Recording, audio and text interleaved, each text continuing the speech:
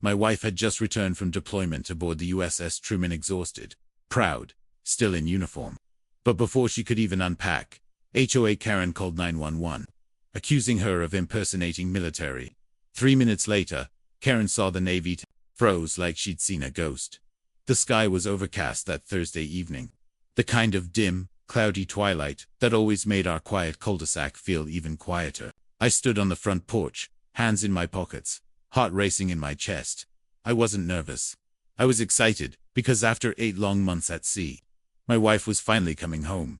She'd been deployed on the USS Harry S. Truman, sailing in hostile waters, leading teams, running operations, and doing it all without a single complaint. That's just who she was. Lieutenant Commander Alyssa Brooks, fearless, precise, and the strongest woman I've ever met. I heard the familiar low hum of the government T-shirt Dodge Charger before I saw it. The black vehicle rolled slowly into our driveway, headlights cutting through the gray mist. I stepped forward, and then she stepped out. And just like that, the weight of those 8 months vanished. She stood tall, even in the fatigue of return. Her navy blues looked crisp despite the travel, and her cover sat perfectly atop her dark, slicked-back hair. Her name tag read LCA Brooks, and the subtle glint of her insignia sparkled against the dusklight. I rushed down the steps. We didn't say anything at first. We just hugged. Tight. Long. Like the world had finally stopped spinning. "I missed you," she whispered. "You have no idea," I said. But not 60 seconds later, from across the street, came the unmistakable sound of judgment heels clacking against concrete. Clipboard slapping her thigh. Karen. She was the self-proclaimed sheriff of the HOA, never elected, just inserted. Her reputation, pure pettiness. She once fined our neighbor $100 for excessively festive Halloween decorations. Another time, she tried to ban driveway chalk dot, and now she was marching toward us, like she had a badge. "Excuse me," she called out, frowning so hard I thought her face might break.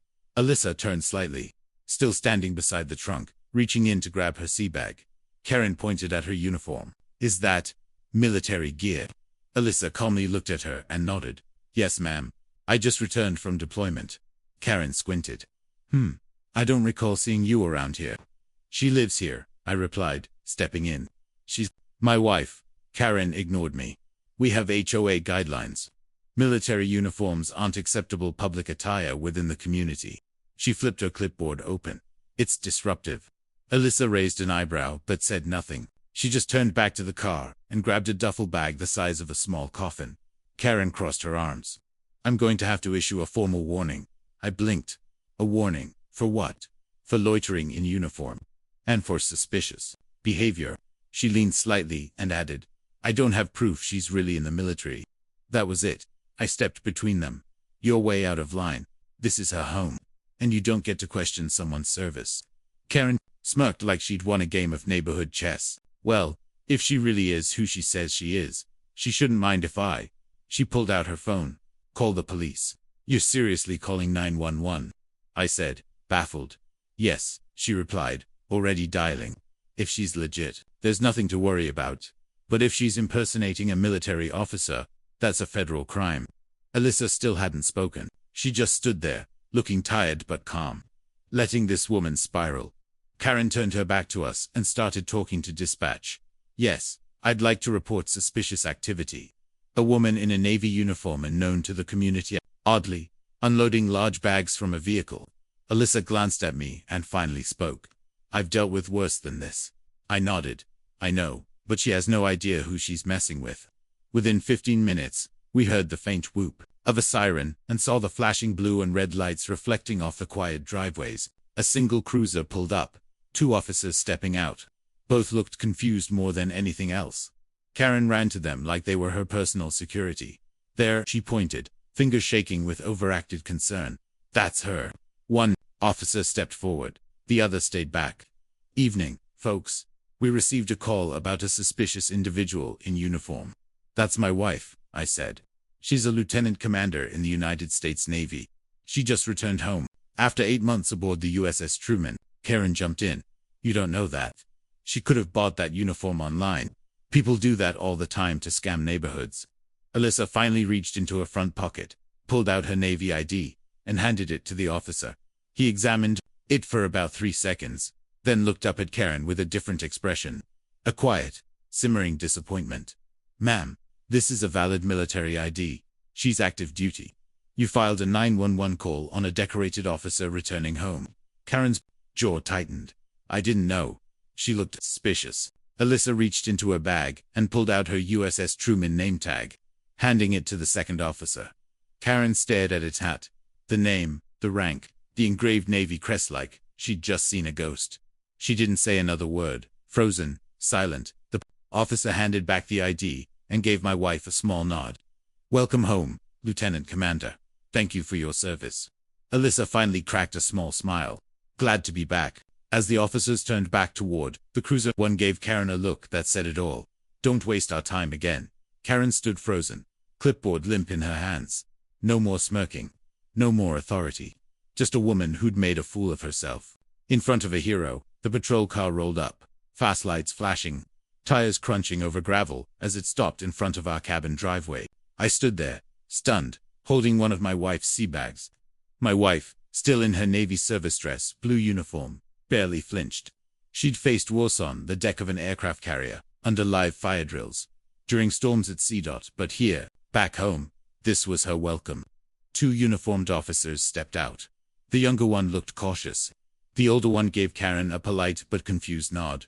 Karen marched toward them like a parade marshal. There she is. That woman right there. She pointed dramatically. I believe she's impersonating military personnel. My wife didn't speak. She just stood at ease, hands behind her back, calm as a quiet ocean while Karen flailed like a broken compass. Ma'am, the officer began, addressing my wife. Do you have identification? Without hesitation, she reached into her jacket and handed over her DoD ID card, her Navy officer license, and calmly her USS Truman issued name tag with her rank, Lieutenant Commander. The younger officer, blink it. Thank you, ma'am. We single quotes . Sorry for the disturbance. Karen's face turned pale. Wait, those could be fake. You can get those online. This is a military neighborhood. How do we know she's not dangerous? My wife turned slightly, her eyes narrowing just enough to deliver the calm force of a torpedo. I just returned from 8 months deployed aboard the Truman. I served this country. You think I'd fake this uniform to unload luggage at my own home? The officer looked to me. Is this your property, sir? Yes, I said, pulling out the deed from the cabin mailbox. We've lived here for 6 years. Karen just moved in 2 months ago. Karen stammered, but she's never been here before. How was I supposed to know? Because, I said sharply, you never asked, you assumed. And you made a 911 call for what to go. The older officer stepped aside and spoke quietly into his radio, likely logging this as a false report. Meanwhile, the younger one handed the Navy credentials back to my wife and saluted her. Ma'am, thank you for your service. My wife nodded slightly, but didn't smile. She was tired. Not just from deployment, but from the absurd reality that someone like Karen had tried to strip her of dignity with a phone call.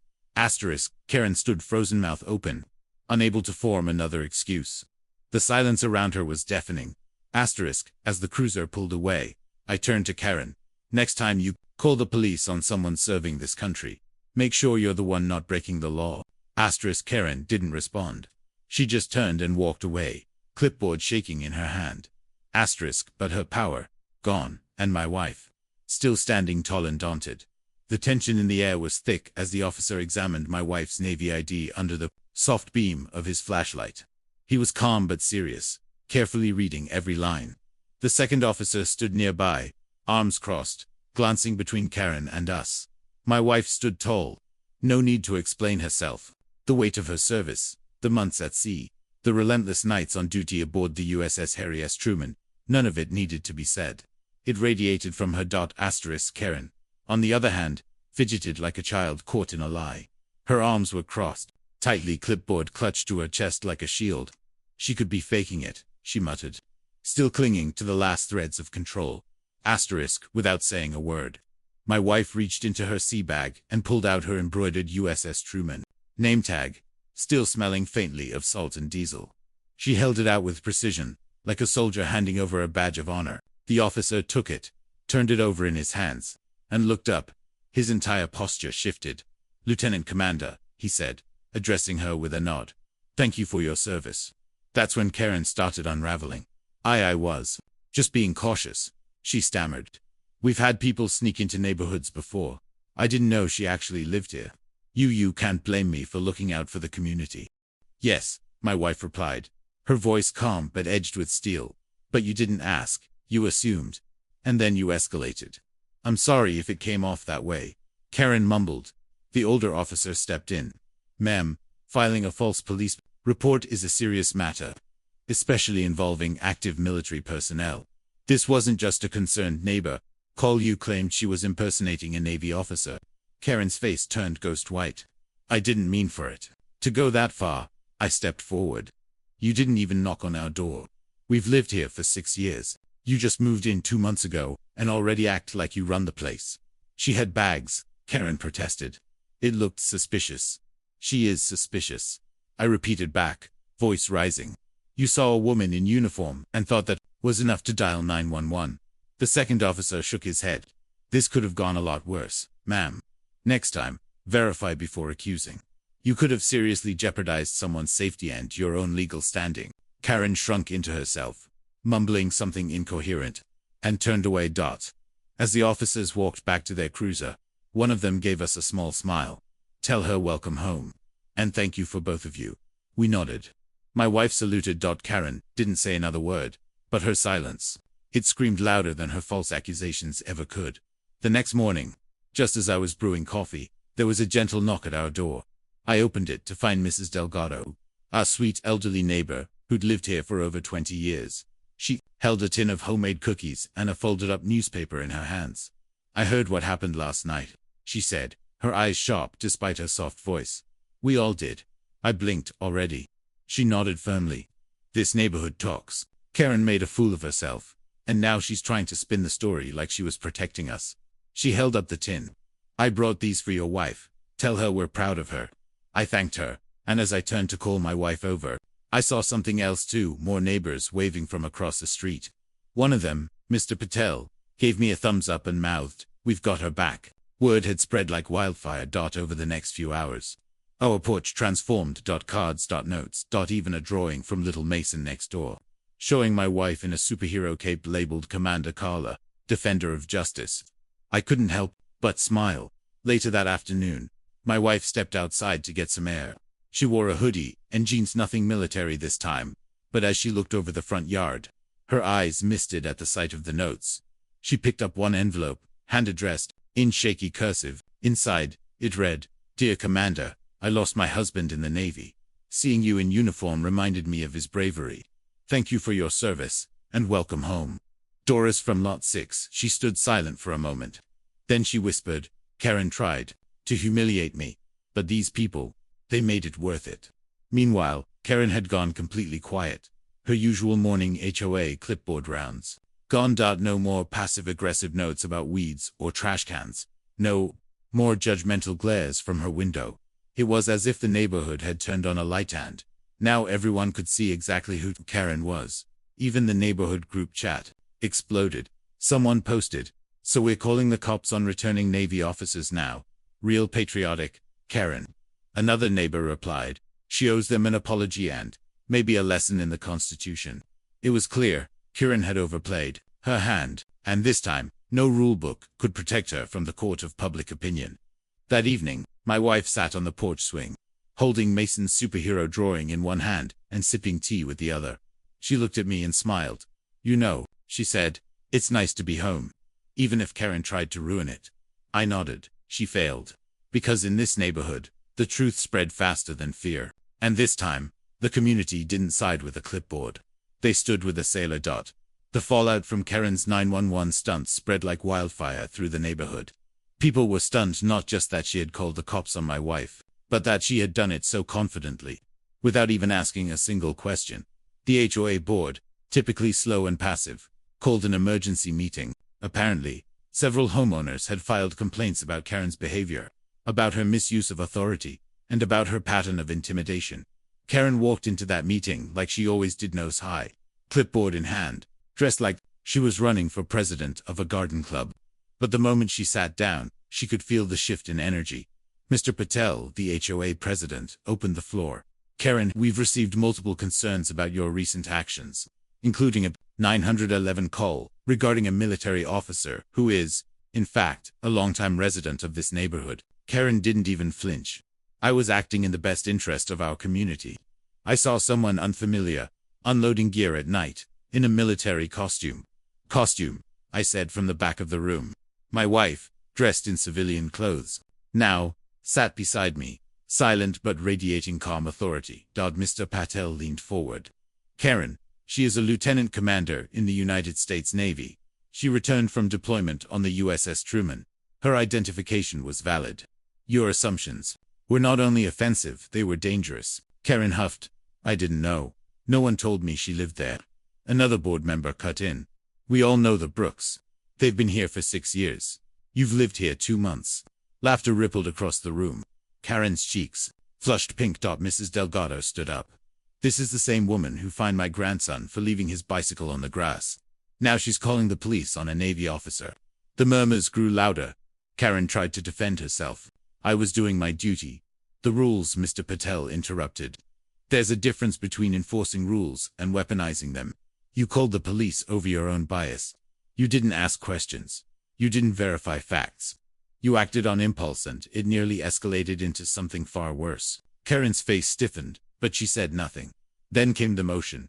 A tall man with glasses, Mr. Jacobs, usually quiet, stood and said, I move that Karen be suspended from all enforcement activity, pending further review. Seconded, someone said immediately. All in favor? Mr. Patel asked. Hands shot up around the room. One by one. Unanimous. Karen didn't even stay to argue. She gathered her papers, stood up slowly, and left the meeting. No glares, no words, just the sound of her footsteps echoing off the walls. And just like that, the clipboard queen had lost her crown. You'd think, after being publicly embarrassed, Karen would have learned her lesson. You'd think being voted off her enforcement post would have humbled her. But Karen wasn't wired that way.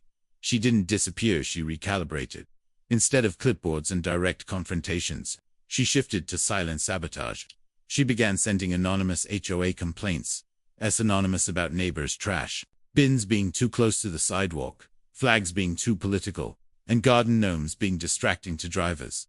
No proof, no courtesy, just passive-aggressive nonsense wrapped in fake concern. But this time, people weren't afraid. C. After the 911 incident with my wife, something had shifted in the neighborhood. My wife had unknowingly become a symbol of calm strength, of dignity, and of someone finally standing up to Karen's tyranny. Families who used to stay quiet now started asking questions. People began pushing back. Then came the tipping point. Karen sent us a letter. This time, she wasn't bold enough to sign it. But the wording was unmistakable. It accused us of improperly displaying military symbols because of the Navy magnet on our truck and the small service flag we placed in our window. That's when my wife had enough. She put on her dress uniform. Metal bars, name tag, insignia, the works. Not to intimidate, but to represent every military spouse and service member who's ever had their service questioned, minimized, or dismissed.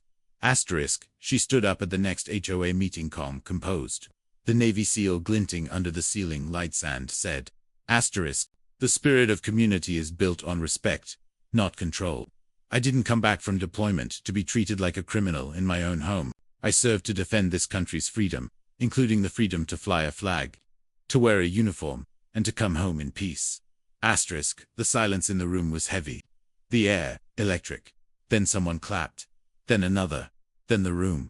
Karen was sitting 2 seats away, arms folded, red-faced, lips pressed so tight they were white. When she stood up to speak, the board president looked directly at her and said, We're not opening the floor to comments right now, Ms. Simmons. Her jaw dropped. That was her moment, her chance to twist the narrative. But no one was listening anymore. The power she once wielded like a sword had turned into dust. Back at home that night, my wife gently took off her uniform and hung it in the closet. She didn't say much, but her eyes told the whole story. Calm, satisfied, vindicated. She wasn't after revenge, just respect, and she earned it more than Karen could ever understand. It's funny how something as small as a name tag can carry the weight of a warship. That USS Truman Navy tag, with my wife's name and rank, laser etched into cold metal. Had done what no HOA complaint ever could. It silenced Karen completely. After that humiliating encounter on our lawn, where she accused my wife of being an imposter, Karen had no comeback. When the cops verified her credentials, that moment when she stared at the tag in the officer's hand and froze was the last time she tried to challenge us openly. And yet, the real story began after the confrontation ended. We had the tag framed in a simple black border and hung it just inside our front door. Not as a trophy, but as a reminder. A reminder of how close fear and ignorance can get to turning into public disgrace. A reminder that no one is above respect, no matter what title they carry, HOA, president or not. A few days later, something remarkable started to happen. Neighbors who had once kept to themselves began dropping by. First, it was the couple from across the street, to retirees with an old shepherd dog. We heard what happened, the man said. Karen's always been a thorn in this community. You two handled her with grace. That was impressive. Next came cookies, cards, even a small hand-drawn thank you poster from the local Cub Scouts. My wife, always humble, simply smiled and said, I didn't fight battles overseas to be disrespected at home. But I'm not mad, I'm just glad. The truth came out. Karen, meanwhile, kept her head low. She stopped her infamous morning patrols, left the clipboard on her porch, and stopped showing up to HOA meetings entirely. If we saw her on the street, she'd glance at the Navy tag on our car window and quickly turn the other way, like it physically burned her eyes. What really sealed it, though, was the message our home sent. No longer just a quiet lakeside house, Hits had become a symbol, not of confrontation, but of boundaries, of pride, of standing firm when someone weaponizes authority against decency. And that tag. It now hangs in our entry hall, surrounded by the flag my wife received after her first deployment, and a photo of her standing on the deck of the USS Truman, sun setting behind her, wind in her face, strength in her eyes. It's the first thing you see when you walk in, and the last thing anyone, especially Karen, will ever underestimate again.